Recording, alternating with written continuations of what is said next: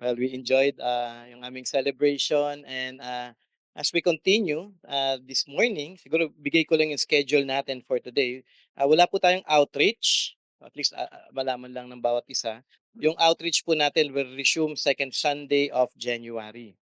Okay, wala rin pong youth fellowship. Everyone can go home after service. Okay, we will resume yung youth fellowship on January 4, first Sunday. So I will be leading that. Hindi ko lang alam kung kailan yung schedule ulit ni Brother Pay with us para sa youth natin. But I will be starting yung youth fellowship natin this coming January 4. Cell Bible study natin will resume January 9, 10, 11. So medyo maaga po tayo ngayon. Wala muna tayong combined for this coming January. This whole month of January, we'll resume our biblical counseling training starting February 1. So first Sunday, biblical counseling training natin. And then salitan yun. Tama ba, ano ba yung salitan ko noon? Biblical counseling monthly, no? Okay, biblical counseling monthly. And then husbands and wives February. Ayun, yung salitan pala is February husbands and wives, and then parenting March. So dire-diretso 'yon. Salitan lang tayo, husbands and wives fellowship, parenting seminar natin. Okay?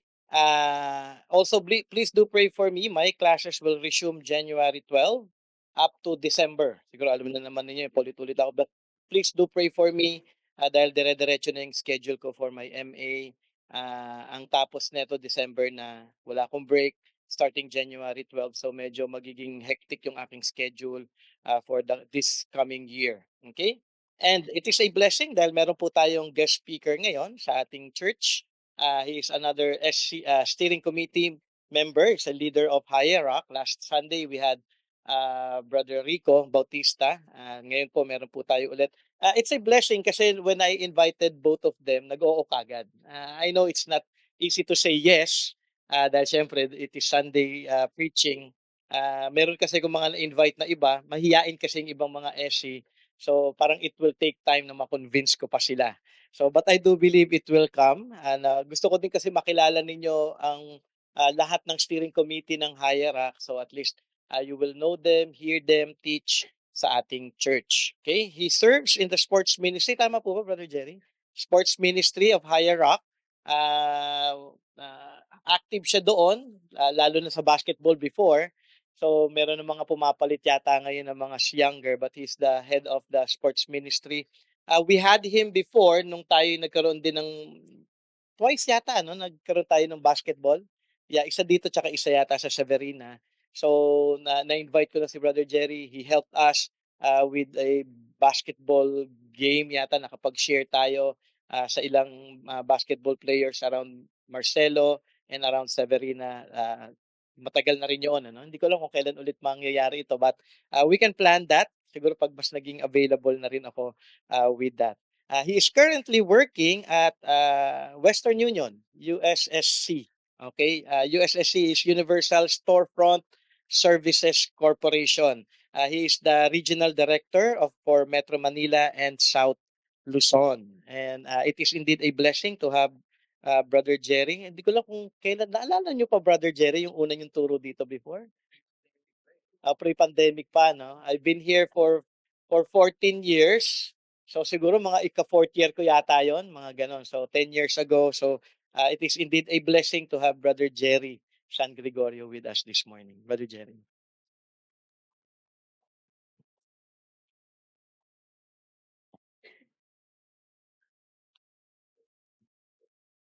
Hello, good morning. Okay na ba? Okay na yung audio. Good morning, everyone. Thank you, Jay, for that introduction. Truly, it's a blessing na nandito po ako ngayon. I don't know if that's really 10 years ago, pero maliliit pa yung mga anak ko nga noon time na yon. And dahil sa tagal na rin nga, from the previous church, kilala ko na ang BSL from Brother Bob. And incidentally, Brother Ricky is in Hierarch ngayon, one of your pastors. So, before, so nagkataon lang din na nandun siya sa church ngayon to preach.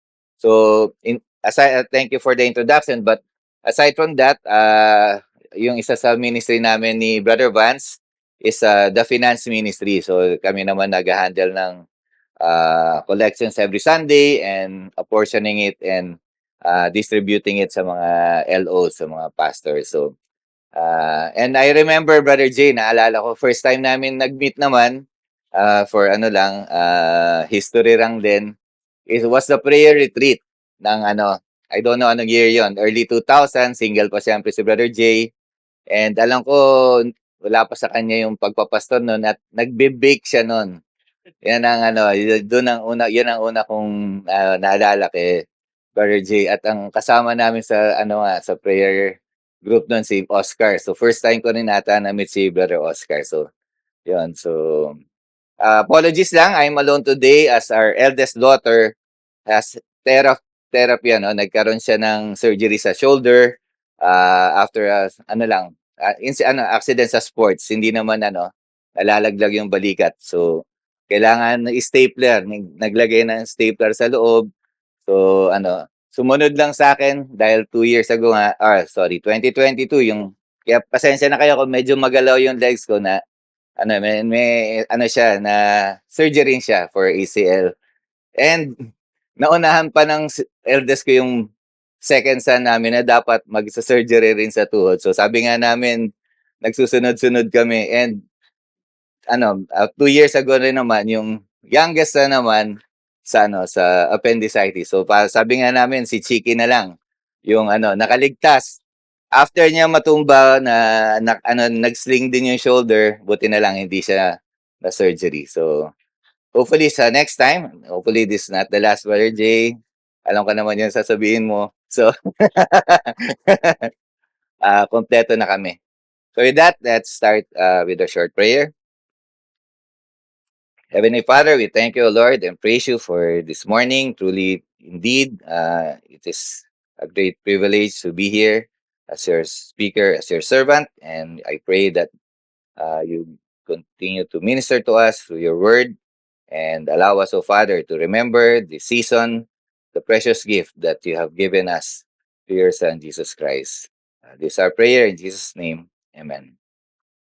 So as we are still having our holiday celebrations, obviously, tuloy-tuloy pa ang celebration after our Noche Buena, nagpe-prepare na sa Medianoche. Siguro, aside from the reunions and Christmas parties, ano yung top of our list naman na ginagawa pa natin or ginagawa natin during this season? Ano yan? Diba, yung gifts, giving gifts. So yes, siguro lahat naman ng tao na experience ito one way or another, regardless of what item, and not only during Christmas season. Nung bata pa tayo, we look forward to the gifts we will receive. Hoping siguro naman kahit ngayon, hoping we will receive what we need at that time. Baka luma na yung damit na panglakad natin or yung laruan na nakikita natin sa kaibigan natin, gusto natin, knowing it will benefit us na maganda ito or makakatulong sa ating daily activities. Pero siyempre, we also look forward to cash gifts so we can buy what we want. Makatanggap ka ng 100 pesos ng panahon ko, probably 1,000 or plus na ang halaga ngayon. And I remember one Christmas Eve, not sure yung bata pa ako, my parents told me to pray what gift I want from Santa Claus. Wala pa kasing Christmas yun ang sinare ng ating prayer leader kanina, no? Wala pang Christmas noon, Christian sa amin noon. I prayed silently and remember, sabi niya, nagkakasama kami, they told me to pray kung ano gusto ko. So, nung nag-pray ako silently, sabi nila, say it aloud para madinig daw. So, alam naman natin yung bakit nila sinabi yon. And when I mentioned what I want, pinabago nila. Di ko maalala yung reason nun, but when I grew up, I realized na mahal kasi yon. So, then I mentioned yung laruan ng pinsan ko nga. Yun yung example ko na nagustuhan ko rin. And malamang napatanong na yun sa kasambahay namin. Kaya nakaprepare na siya for that night. At nung nasabi ko nga yun, when we came home from gathering sa grandfather's house, nandun na sa bahay at ang saya. So we all have our Christmas stories, our gifts, siguro mga memories on what gifts we receive. But if we think about it on the receiver's point of view, mga gusto lang natin yun.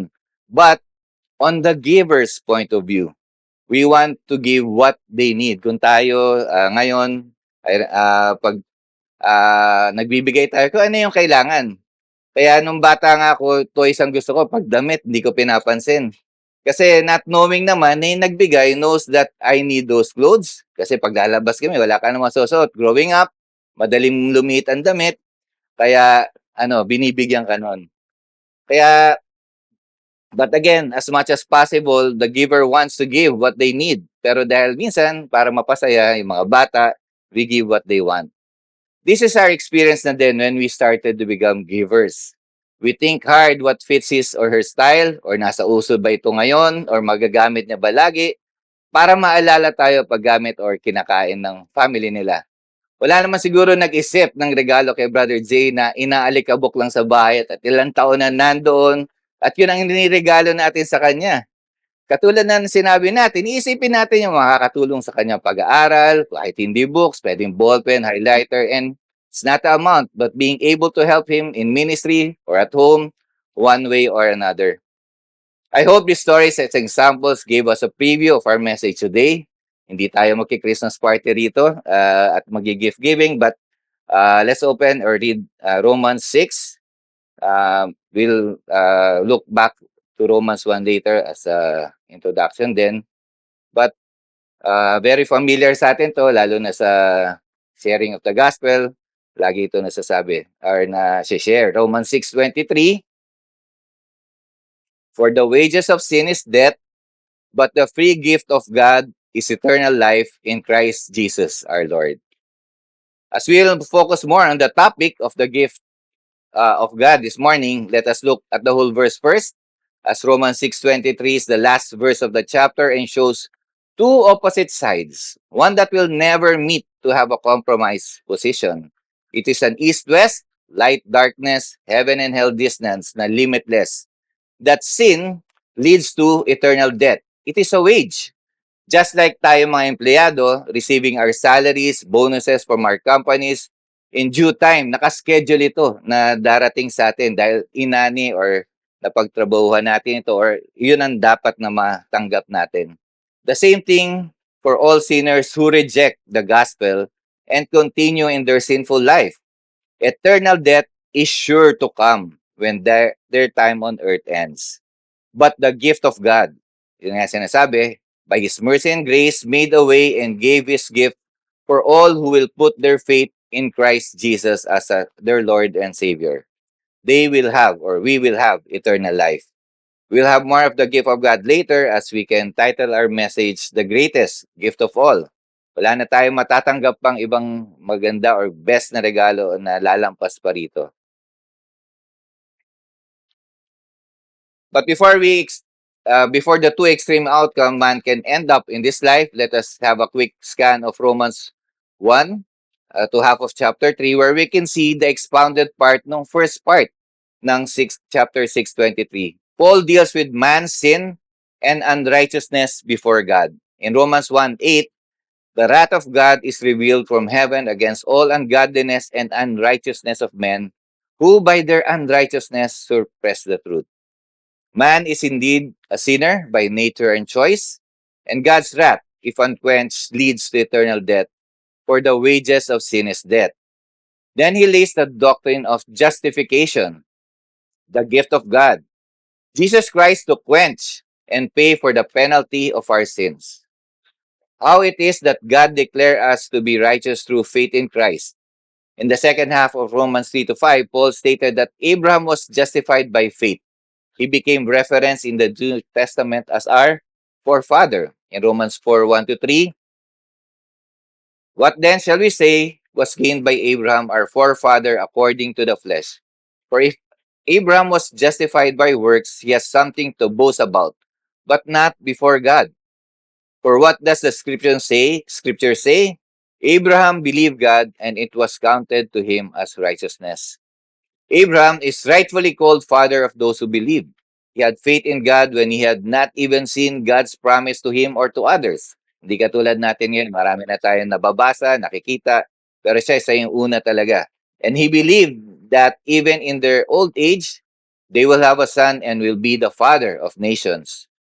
But from that time on, it was not only Abraham, but all of us who will put their faith in God are justified kasama na nga tayo ngayon sa promise na yon. So Romans 4:22-25, that is why his faith was counted to him as righteousness. But the words it was counted to him were not written for his sake alone, but for ours also. It will be counted to us who believe in him who raised from the dead Jesus our Lord, who was delivered up from our trespasses and raised us in our justification. And in Romans 5:1-2, therefore, since we have been justified by faith, we have peace with God through our Lord Jesus Christ. Through him we have also obtained into access by faith into this grace in which we stand, and we rejoice in the hope of the glory of God.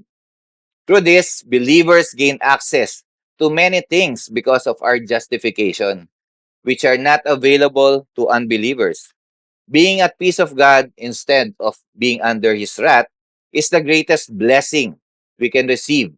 At it is not only after this life here on earth, yung matatamasa natin, yung regalo na yon, but God's care immediately happens even after we became born again. His grace and mercy and all His attributes working in our lives are truly great comforts in our situation. Whatever we go through in this life, just like Abraham, we should have hope in the things still unseen and hold on to His promises. Whatever is happening in the world that kung mga mababasa natin, getting worse from the time I was growing up, hindi mo maiisip na mangyayari or na magiging ganito yung mga situation, yung mga crimes today, even yung ages who commit them, even the acceptance of immorality, kahit paano noon, tinatago pa yan ngayon, very, open.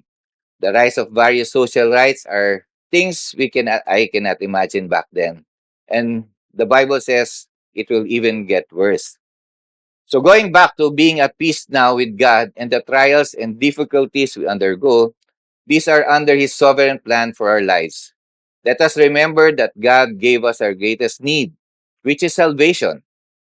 We are secured to be with Him in eternity. So what are these things that we need in our pilgrim journey today here on earth that He cannot give us? If God gave us this greatest gift, what are these quote unquote smaller things that He will still withhold? If there are delays, or we know that it is part of His sovereign plan. And I am not saying we will have all the answered prayers according to what we want, but we'll have it according to God's. God will answer it according to His plan. With that introduction, I hope our minds are set to dwell on our topic today, a gift everyone needs, but sadly, many rejects. A gift whose blessing lasts to eternity. How we wish that people na sinesharan natin accept God's gift like yung mga gifts natin today, di ba? Parang looking forward pa sila pag exchange gift na. But because for God's greatest gift is eternal life in Christ Jesus. And very famous verse sa Bible nga, John 3:16. For God so loved the world that He gave His one and only Son, that whoever believes in Him will not perish but have eternal life. So, talagang we want to share and have itong gift na to, lalo na sa ating mga loved ones. As we continue, what can we say of God's gift? How can we describe this gift? First, it is our greatest need. Matthew 6:26, for what will it profit a man if he gains the whole world and forfeits his soul? Or what shall a man give in return for his soul? Whether of course, as unbelievers, back then, hindi ito yung naiisip nating greatest need natin. Gusto natin siguro yung mga ambitions natin. And unbelievers may not realize this, but the Bible teaches that everyone will have a life after this life on earth. Kumbaga, whether naniniwala kayo o hindi na may susunod na buhay, ay totoo yun dahil yun ang sinasabi sa Bible. And they do not know that they have chosen, whether willingly or willingly, chosen eternal death as they reject the gospel. From our stories earlier, as givers, we think of the recipient's need, what is useful, and probably what will last.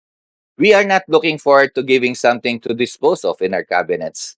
So God is wise and all knowing. He knows what we need, and from His mercy and grace gave us a Savior. The free gift of God is eternal life in Christ Jesus our Lord. So this is the best time to share yung ano na to, gospel itself. And as Barry J mentioned, sa work, hindi dati kasi malakihan kami sa Christmas parties, but medyo nagko-cost cutting. So maliliit na groups, and yung mga na-attendan ko, it was an opportunity to share the gospel dahil alam nila na ito yung as a Christian nation, open naman tayo na makapakinggan yun. So thankfully, it was used by God na even at work na ma-share itong message na to. And in His sovereignty, nagamit ko na itong verse na to. So, as I was preparing this, nag-usap kami ni Jay nito back in September. So, at least, na as I was working on it, yun din yung nasa-share ko in small groups. So, lahat tayo, kailangan natin ito. At later on, we'll expound on that. For no one can come before God with any sin on him. Being unbelievers, for God is holy, and His only standard is perfection. Sabi nga sa 1 Peter 1:16, be holy for I am holy. Not even a dot on a white cloth, if we could use that illustration of being blameless, it will be acceptable for us to satisfy God's requirements. But He Himself made a way to make us blameless and acceptable before Him. Imagine niyo po yun, kung sino pa ang pinagkakautangan natin, kung kanino pa tayo may atraso, siya pa yung nagbigay ng paraan or way para mabayaran ang napakalaking utang sa Kanya. Bagay na hindi natin naman kaya talagang gawin at pagsumikapan. In Romans 5:8, but God shows His love for us in that while we were still sinners, Christ died for us. Second, as we can describe this gift, it is our urgent need. So, lahat tayo, kailangan natin to, but it is also our urgent need. We need it immediately. Sa office namin noon, pagka naalala ko isang boss, pag tinanong ko, kailan sir kailangan to? Sabi niya, kahapon. Ibig sabihin, ganon ka-urgent. Dapat gawin mo na ngayon dahil kahapon ko pa kailangan. I would say, if I could use that illustration, even salvation, we need it kahapon. So, in Luke 12:19-20, and I will say to my soul, soul, you have ample goods laid up for many years. Relax, eat, drink, and be merry. But God said to him, fool, this night your soul is required of you, and the things you have prepared, whose will they be? So, ito yung rich fool, na akala niya habang buhay siya mabubuhay, pero nung gabing yun pala, yun na yung time niya. Many are using up their time to set up on this world, magpakatatag dito sa mundong dito. Their preoccupation is a comfortable life. Nothing wrong there habang alam na kung para sa pamilya natin. But to neglect the next life or utterly reject the gospel is setting their lives to destruction. We can see from this verse that God set the rich fool's death that night. I am sure we know friends or loved ones then who passed away unexpectedly, even at young age, lalo na yung COVID-19, and even ngayon, sa mga iba't ibang mga narinig mo, heart attacks, even younger. Meron kaming company driver noon, very healthy siya, pero nung 2021, nagulat kami na, yun nga, na tinamaan din siya sa COVID nung time na yun. And we can see other stories online on unexpected deaths, not expecting that this is the last time they will see their loved ones. So what should we do? Ano ba ang kailangan natin gawin when something is urgent? Siyempre, do it right away and to add to it at all costs. In Matthew 13:44-46, the kingdom of heaven is like a treasure hidden in the field, which a man found and hid again, and from joy over it, he goes and sells everything that he has and buys that field. Again, the kingdom of heaven is like a merchant seeking fine pearls, and upon finding one pearl of great value, he went and sold everything that he had and bought it. So let's see the urgency and importance ng discovery ng dalawang senaryo natin. Nakita nilang importante kaya binenta nila lahat ng ari-arian nila para lang mabili ang yung lupa or yung perlas. Hindi natin sinasabing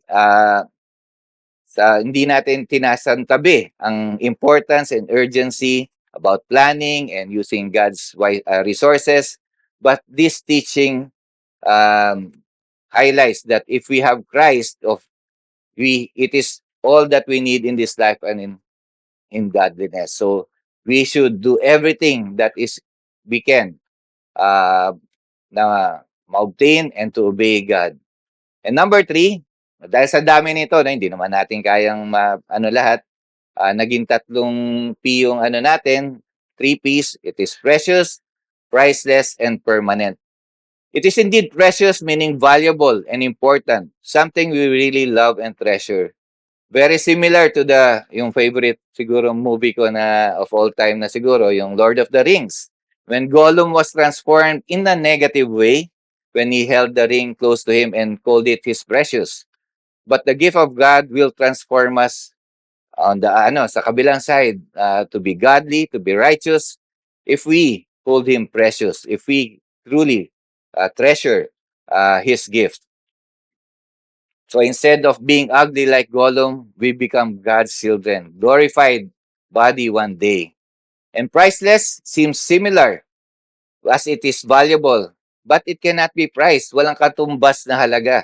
In Romans 6:23, it is mentioned as a free gift. It is free by God's grace to offer to all who would believe, but it does not mean it is cheap.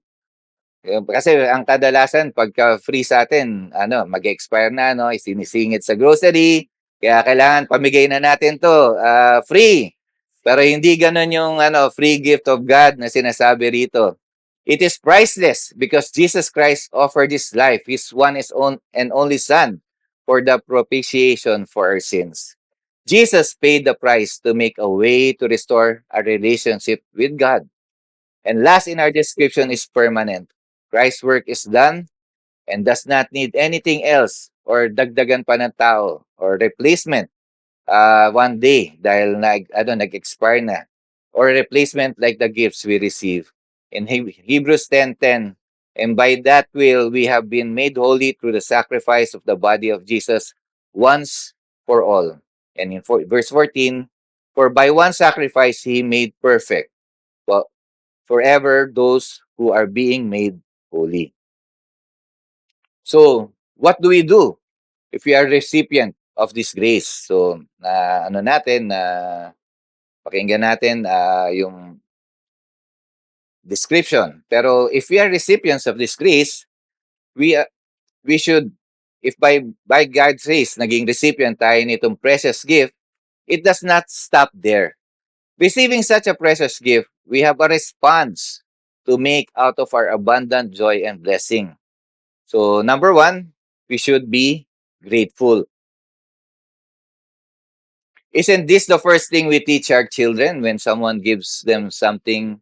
Pag may nagre-regalo ngayon, wala nang bata sila, lagi na hanggang ngayon, nagtatanong, nagpasalamat na ba kayo sa binigay ni ng tito, ng kamag-anak, ng ninong-ninang? For I believe gratitude is not inherent to man. We tend to forget once we have what we want. Di ba? Lagi kong naalala sa sinishare ni Brother Bob, yung mga nagpapapray sa kanya ng trabaho, pag natanggap na, nawawala na sa church. So, kabaliktaran nung being grateful, So, we forget when we have what we want. There are numerous Thanksgiving Psalms. Let me read. Psalm 118, 1-2. Give thanks to God, for He is good, for His mercy is everlasting. Let Israel say, His mercy is everlasting. And the last 2 verses ng chapter ng Psalm 118. You are my God, and I give thanks to you. You are my God, I exalt you. Give thanks to the Lord, for He is good, for His mercy is everlasting. This is a Thanksgiving song for God's goodness and deliverance. It started with thanksgiving and then the testimony of God's answered prayers to Israel in their situation back then. And it ends with thanksgiving again. So Napaka-importante na magpasalamat, lalong-lalo na sa precious gift na to. And as we are being sanctified and being here on earth, let's have that, not only for our salvation, but everything that we receive from the Lord. In our cell group, we are encouraging in our sharing time, not only prayer requests, but to follow up, napag-pray, kung may answered prayer na, to glorify God in these answered prayers from things we were praying for. And even those that we didn't pray, pero the Lord biglang sumagot, or hindi natin alam na yung pala yung kailangan na pinakita ng Lord. Personally, nasi-share ko rin sa cell namin, I write down Thanksgiving items, even the smallest detail, kasi yun nga, malilimutin tayo, and when, pag binabalikan na, maalala mo na naman, and it's really a Thanksgiving item. And isang, nandun, nasulat ko yung isang beses na sa parking, palabas na kami ng mall, may bibilin pa yung wife ko, so coffee yata. So I gave my wallet. So hindi ko alam na wala pala akong perang pambayad nung parking papalabas. So nakita ko, hindi ko alam kung tatawagan ko siya or hindi ko matawagan. So kinuha ko yung barya. And praise God, hanggang sa last peso, eksakto, yun yung pambayad. So even that, natutuwa ko na yan yung mga, kasi yung mga maliliit na bagay, malilimutan natin. But even in those things, we know that the Lord works. So why should we thank God with this greatest gift? This is a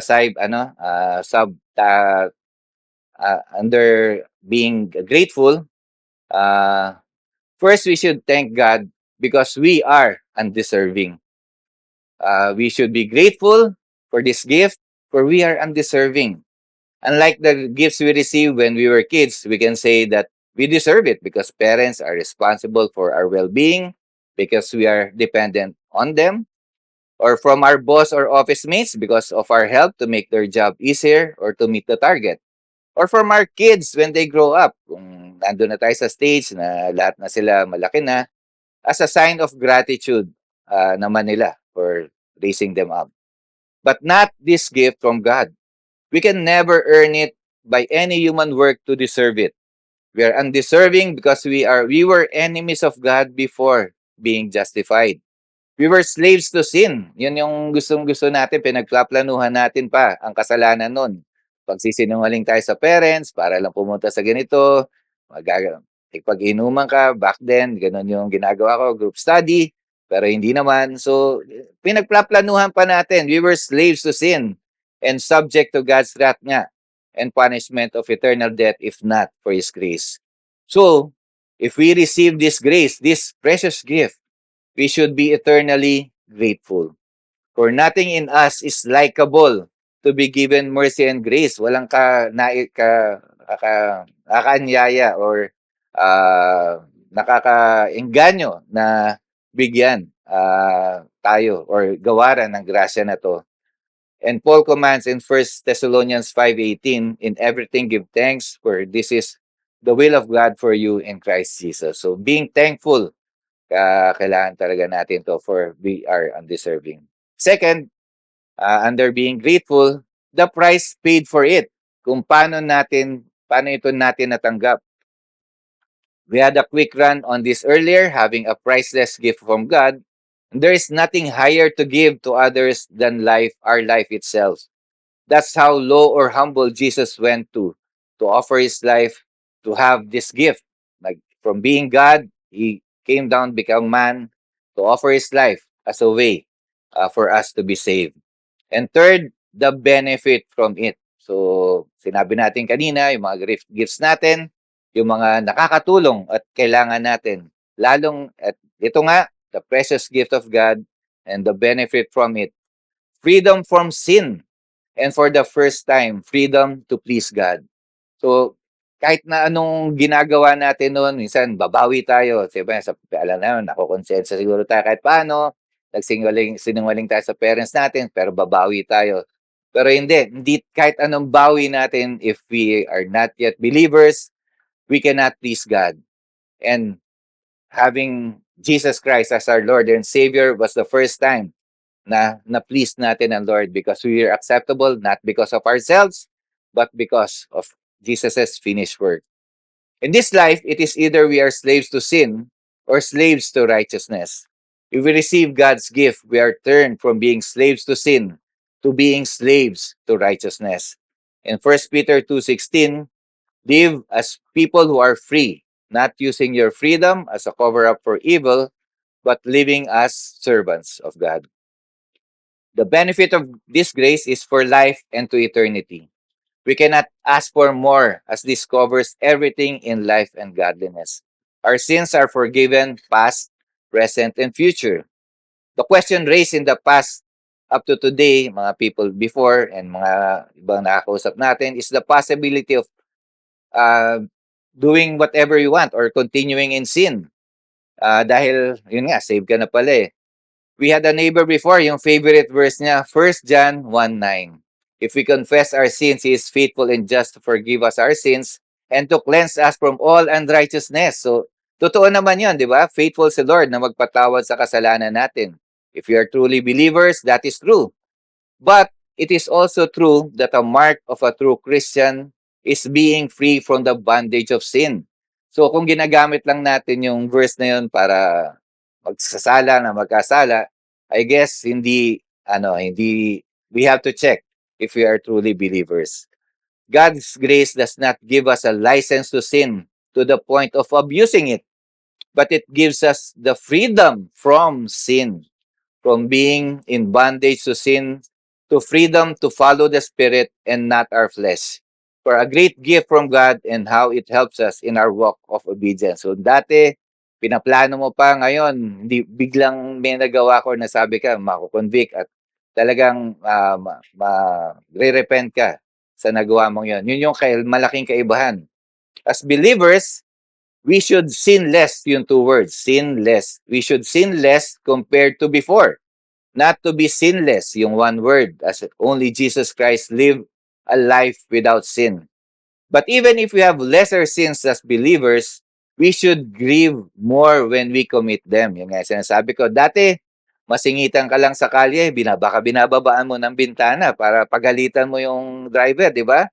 But now as Christians, baka bumababa ka ng car para makipag-away na talaga.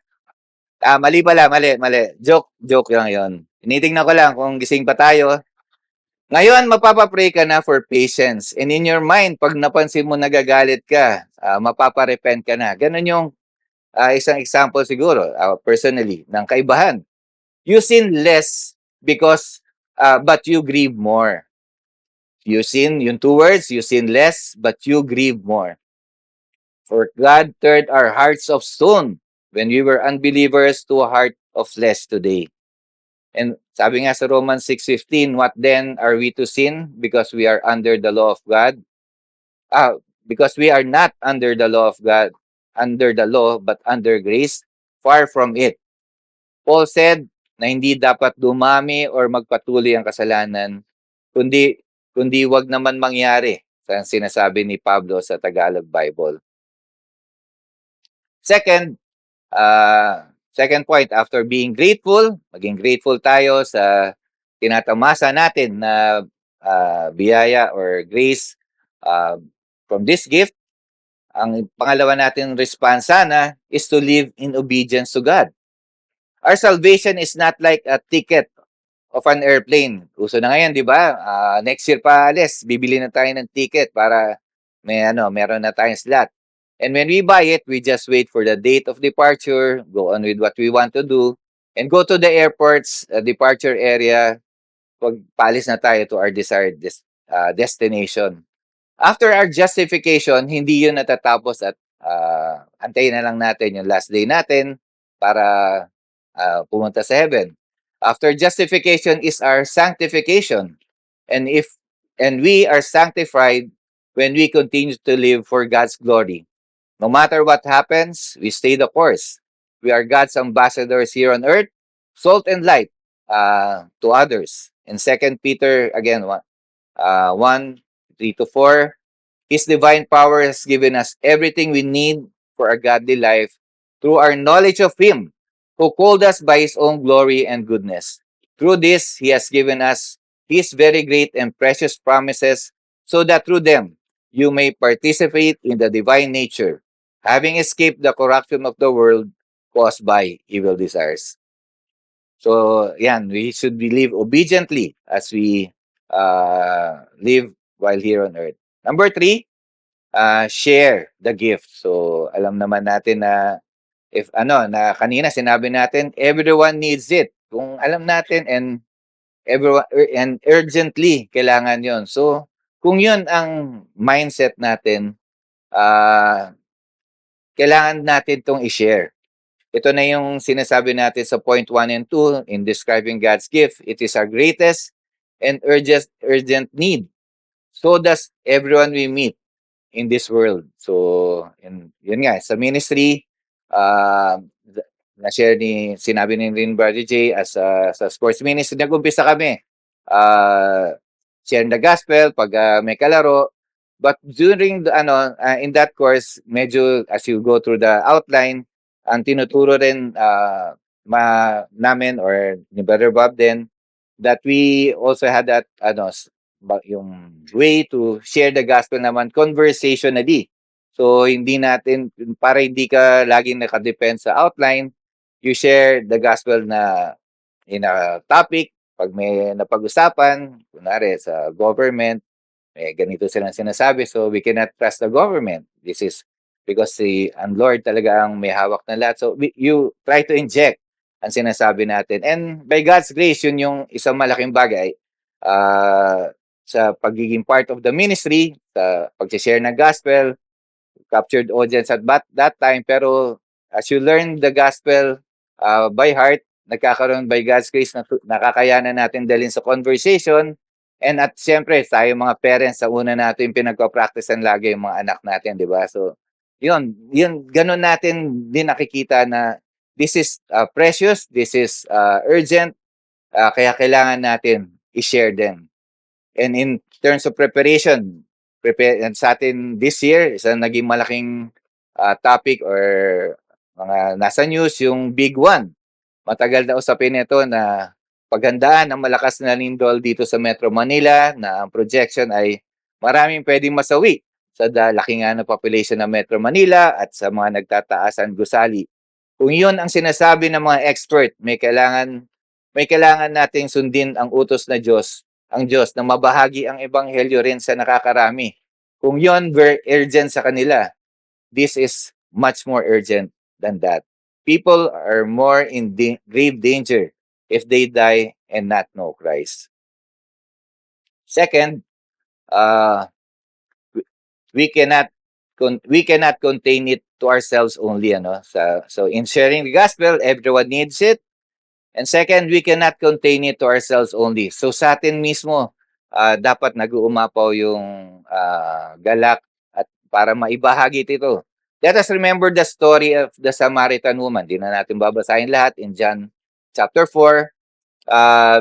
After hearing Jesus, yung sharing ni Jesus at the well, she ran home and told the people what Jesus shared to her. In John 4:28-30, then the woman left her water jar. Yun nga yung purpose niya. Kaya nandun, magigib ng tubig. Pero sa kanyang kagalakan, iniwan niya to, went off into the town and said to the people, "Come, see a man who told me everything I ever did. Surely he can't be the Messiah, can he?" So they, yung mga tao ron, left the town and began coming to him, going to Jesus. At may storya pa ngayon after that. The Samaritan woman could not contain what is in her heart, and her natural response is to share it to others. May this be our prayer as well, in our different ways, kung nasan man tayo, even for us who were born again decades ago, as we read the Bible, may our hearts be kindled and urged to share this precious gift we receive from God Himself. Fourth, ito yung last topic last point in the point of what to do if we are recipients of this gift. Siguro related to being grateful, but differently, marvel at God Himself, at Jesus Himself. We should not just marvel at His works on things we receive. Yes, yun nga yung sabi ko nga kanina, nalilist, share sa prayer item. This is a natural response sa dapat nga natin magpasalamat sa sa Diyos at enjoy and thank Jesus for these answered prayers. But we should also, but much more, we should marvel at Jesus Himself. Kung paano niya ito ginawa, kung bakit niya ito ginawa, at ano yung ginagawa niya pa sa atin ngayon. We should marvel at at salvation itself, but niya binigay sa atin. Do we really marvel at the name of Jesus Christ, the source? Or do we just have or enjoy the benefit that comes with being a Christian? We are truly saved and will never be lost from His hand. But may we focus on the source. Like enjoying the benefits of sun, hindi natin alam, nandiyan ang sun, o napapansin, lagi nandiyan ang sun. Pero dahil dito, nagkakaroon ng liwanag, pananim, init, etc. And without the sun, uh, nakapanood na tayo ng mga apocalypse movie kung anong mangyayari, di ba? Yung mga malamig, nagyayelo, walang pagkain, very gloomy. And again, without God in our lives, without Jesus in our lives, giving these precious gifts, we have nothing. We may have everything in this world, but without God, we have nothing. Ganon din sana natin malaman and continue to marvel that the gift we receive uh, comes with benefits, the benefits of being a Christian and all. Pero thinking that for sinners like us, helped by a God like Him, tunay na nakakamangha ito. The gap is too wide for us to think God will ever notice us or help us, much more save us. Ganon natin sana makita yung finished work at yung grace ng Lord para tayo ay maligtas. Marvel at Him. If we are to truly marvel on Jesus, we must know Him more and more through the Bible and many books from God's servants. Let us know His attributes. And as we close, let us remember the priceless gift of God. Out of His love and sovereign plan, He sent His Son, Jesus Christ, as the way to be saved and have eternal life. Let us ponder on this, be grateful always, and marvel at His sovereign plan and divine character. We read this earlier before we started Matthew 1, but verses 21 to 23. She will give birth to a son, and you will name him Jesus, because he will save his people from their sins. This all happened so that what was spoken by the Lord through the prophet would be fulfilled. Look, the virgin will conceive and give birth to a son, and they will name him Emmanuel, which means God with us. It's coming for the Lord. Our dear Heavenly Father, we are truly uh, amazed, O Father, with the love you have for those whom you have called. Truly, we pray that in this great gift that you have given to all believers, we pray that uh, we might respond in obedience, in gratefulness, and truly share this precious gift as well as you commanded us.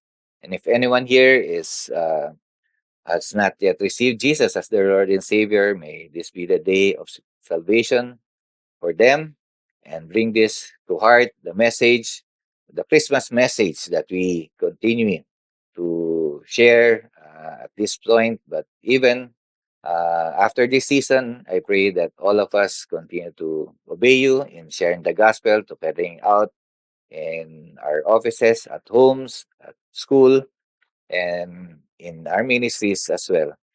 Maraming pong salamat sa panahon na ito na binigay nyo para pag-aralan at maaral namin yung salita at kayo ang patuloy na magtanim sa puso namin ito and to respond in obedience to this.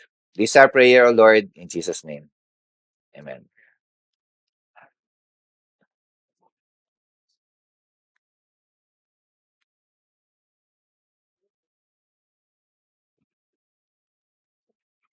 Thank you, Brother Jerry. Siguro napaka-clear ano, it is important for us to first of all understand yung need. It is our greatest need. It is an urgent need and this gift is indeed precious.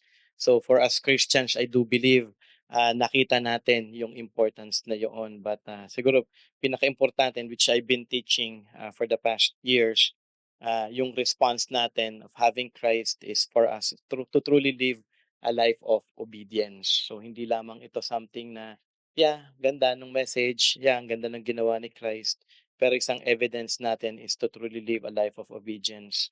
Sabi nga ni Brother Jerry kanina, from justification to sanctification. So importante na makita natin na tunay na meron tayong pagtalikod sa kasalanan. Okay? Kasi kapag tunay kang Christian, tunay mo na unawaan kung ano yung kasalanan, kalakihan nito laban sa ating Panginoon. And syempre, kung Christian tayo, we are to share the gospel. And I do hope na nakapag-share po tayo ng gospel, especially ito yung panahon na pinakamadaling makapag-share ng gospel kasi lahat ng tao masaya. They are really giving time to listen, to be reminded of our Lord and Savior Jesus Christ. Thank you, Brother Jerry, for the very practical and clear message.